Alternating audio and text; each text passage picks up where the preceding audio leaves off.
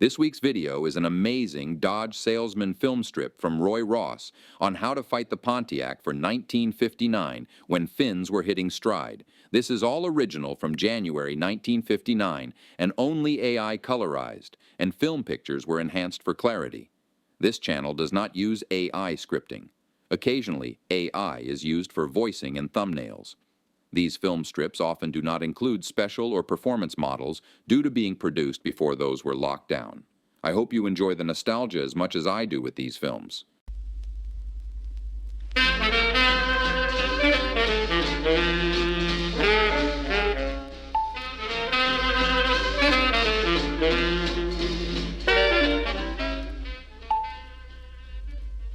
Hi, I'm Jim Dawson, sales manager at Uptown Dodge.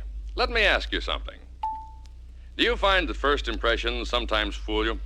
I'm not talking about people, I'm talking about cars. Anyhow, I, for one, can be wrong on first impressions, something I found out a long time ago. And so, I've learned to make it a point to take a second close look at cars and people, too, of course. But I want to talk about cars, about Dodge and Pontiac specifically. Now, when I first saw the new Pontiac, I was just as impressed as anybody else. So were my salesmen. So, a short time after the Pontiac announcement, we borrowed a Pontiac four-door sedan and a four-door hardtop from a dealer across town.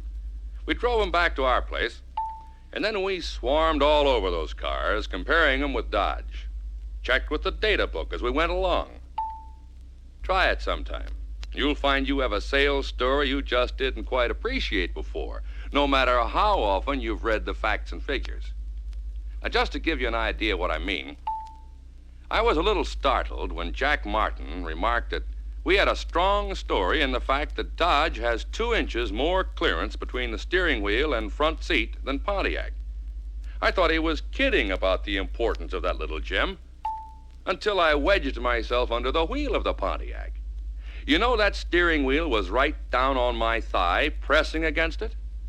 I hadn't realized before that 2 inches difference in clearance could mean so much.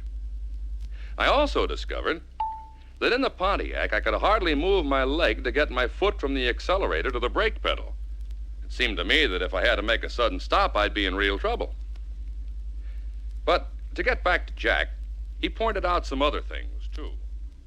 Notice how much lower Pontiac's seat is than Dodge's? Doesn't give you nearly as much support for your thighs and makes it harder to swing your legs out. You'd have the same problem even if Pontiac had swing-out swivel seats like you can get in Dodge. Well, they don't have them, but there must be other reasons why I have trouble getting out of this Pontiac. Sure, and I can name you a few of those other reasons. The Pontiac sedan front door opening has nearly 3 inches less height than Dodge and 5 3/4 inches less width. Also, Pontiac has this projection at the base of the windshield. It all adds up to a tight squeeze in Pontiac. Subtract down to a tight squeeze would be a better way of putting it. However, let's accentuate the positive and talk about Dodge. What else did you find? Well, to accentuate the positive, the Dodge sedan rear door opening has about 4.5 inches more height and about 3 inches more width than Pontiac. Well, how about the hardtop? The Dodge four-door hardtop's front door opening is about 3 inches higher and 8 inches wider than Pontiac's. In the rear, the Dodge door opening is more than 3 inches higher and wider. Sounds like a tight squeeze in Pontiac all the way around. What have you found, Charlie? Well, I found out you can appreciate Dodge more if you try both Dodge and Pontiac for interior dimensions. To begin with, Dodge has more front and rear headroom in both the sedan and the hardtop. Also, Dodge has more front and rear shoulder room in both models. And Dodge has more legroom in both models. In Pontiac, notice how high and wide the drive shaft tunnel is. That can make it rather uncomfortable for the passenger sitting in the middle. The low, narrow tunnel in Dodge doesn't interfere with passenger comfort. Also, it's hard to get out of the Pontiac rear compartment because of this high door sill. You have to climb over it. I don't think women are going to like it. Speaking of high sills, look at the difference in height between the trunk sills of the two cars. In the Pontiac, luggage must be lifted 7 3/4 inches higher. And you can dramatize this Pontiac hernia high sill when presenting the '59 Dodge to a Pontiac-minded prospect by using the sill height gauge from the Comparorama kit. And look at the Dodge and Pontiac trunks. Dodge has 6 cubic feet more room and makes full use of it by storing the spare tire up on the shelf out of the way. Pontiac's tire is right out where it gets in the way if you want to carry any amount of luggage. Now, what would you say about Pontiac's styling this year? We were sort of impressed at first, remember? What do you think now, Tom? Well, frankly, I think Pontiac styling has improved over last year's model. Mostly, perhaps, because they seem to be following Dodge's lead. But comparing Dodge and Pontiac, notice that Dodge's side molding sweeps all the way from stem to stern, makes the car look longer. Well, Dodge is nearly 4 inches longer than Pontiac, but go ahead. Well, Pontiac started out with a nice, long, simple side molding, but then they gimmicked it up with that fishhook business at the rear. Sort of spoils the fleet look, as the advertising people would say. Yes, and the rearward slant to the windshield post does the same thing. Seems to slow the car down. I mean its appearance, of course. In Dodge, the windshield post slopes forward from the roof line. Just one more thing that adds to that fleet look you mentioned. Yeah, Dodge has it all right. But let's go on now and cover as much as we can while we have these cars. I promised we'd get them back by 10 o'clock. Now, one thing to keep in mind is that all Pontiacs use the same basic engine. Horsepowers vary with the different series from 245 to 345, depending upon how much they juggle compression ratios and carburetors around. However, it's still the same engine. But the Dodge customer gets a V8 engine that's especially designed for the Dodge model he chooses. And they're all brand new this year, with horsepowers ranging from 255 to 345. When they introduced their '59 models, Pontiac also made available what they call an economy 215 horsepower engine, but only with hydromatic transmission, which costs an extra $230 and uses more gasoline. It may be available later with manual transmission. But either way, Pontiac can't come near matching the operating economy that Dodge drivers can have with the Getaway 6. It's Dodge that has the economy story. And when we tell it to our prospects, let's point out that only Dodge offers a combination of big car, low-cost 6-cylinder engine and unmatched dependability and operating economy.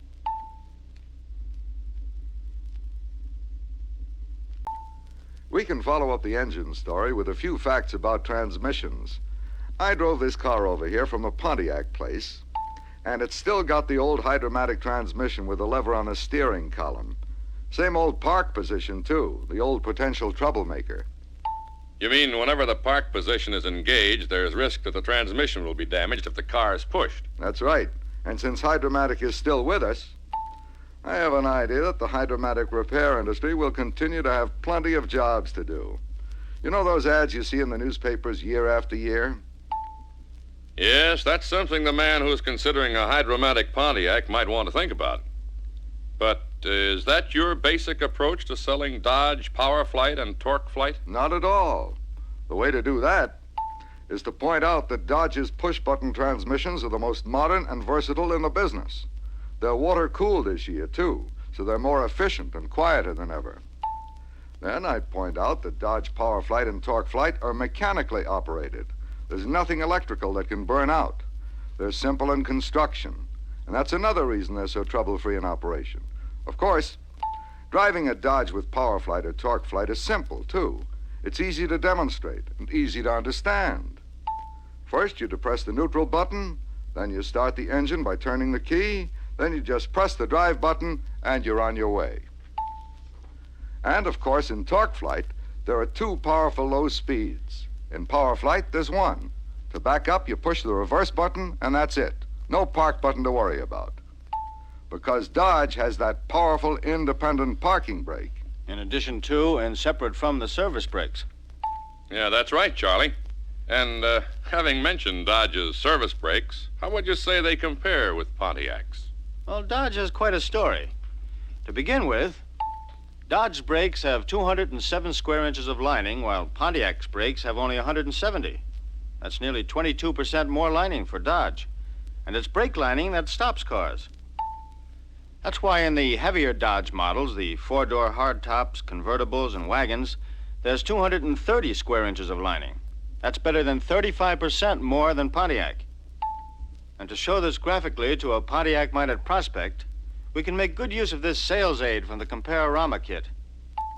Another important item is the fact that Dodge brake lining is bonded to the shoe and can be worn almost down to the shoe before a reline job is necessary.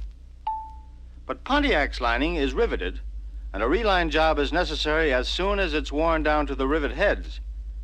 I think I'd sum it all up by pointing out that Dodge brakes provide safer, more consistent, more dependable braking, as well as much longer brake life.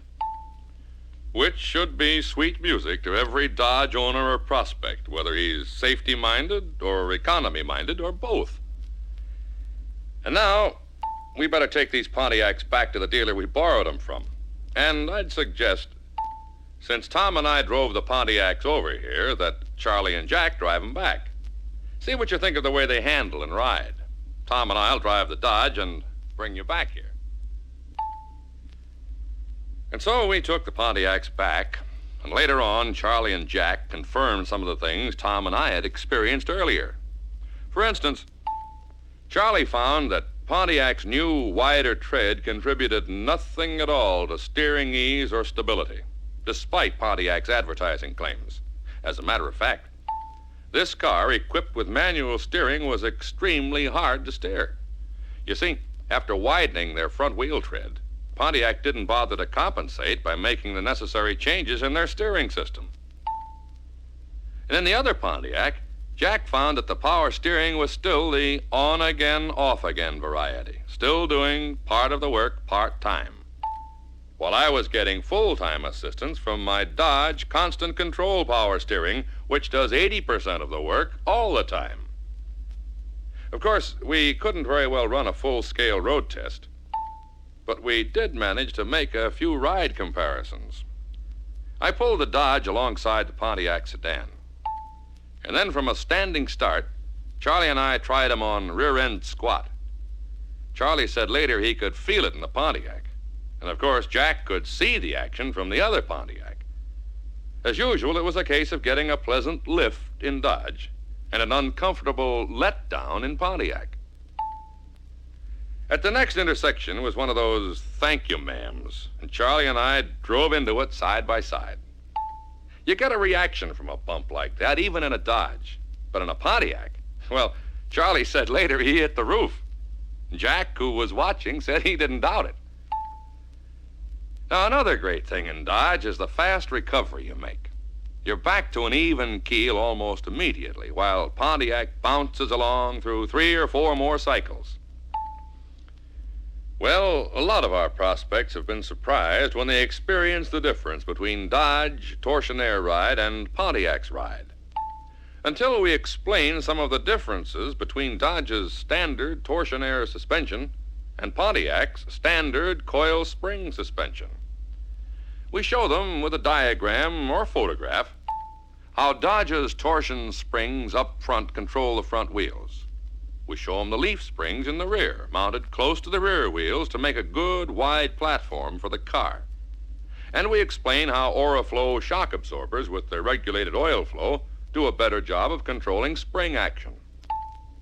Then we show them how Pontiac's standard suspension is built around 4 coil springs, which are inherently weak as compared with Dodge torsion springs. It all adds up to a far better ride in Dodge. And, of course, we prove it on the road. But while we're pointing out chassis features, we can use this frame comparison from the Comparorama kit to show how all passengers in a Dodge sit inside the frame, shielded by rugged steel side rails. But Pontiac passengers sit outside the hourglass frame and are exposed to any side impact. And we call attention to other Dodge features that we know so well they tend to seem commonplace. Now, if I may suggest just 2 or 3 to talk about. How about calling your prospect's attention to Dodge's beautiful and amazingly durable luster bond high-baked enamel finish? Maybe you could do it just as you start out on the demonstration if you haven't done it earlier. Pontiac's lacquer can't equal luster bond. And why not mention Dodge's flush-mounted pull-type door handles? They're the easiest possible handles to operate, but Pontiac doesn't have them. Dodge, but not Pontiac, has the rotary door latch with a positive safety interlock.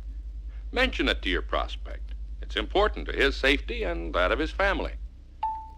Point to Dodge's 16-inch windshield wipers.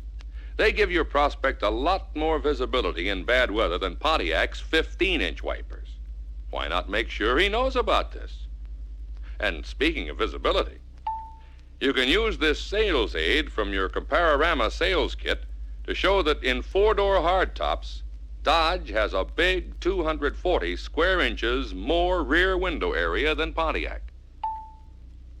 And when you talk about push buttons, show him Dodge's push-button heater controls, not just the transmission and radio controls. After all, when you're selling the first true push-button car, why not make the most of it? At any rate, that's the kind of first-hand Dodge-Pontiac comparison we made at our dealership. It certainly opened our eyes to the many advantages in favor of Dodge. If you make the same kind of comparison, I think it'll open your eyes, too, to the fact that when it comes to features and benefits most prospects want, Dodge is the car that has them in 1959.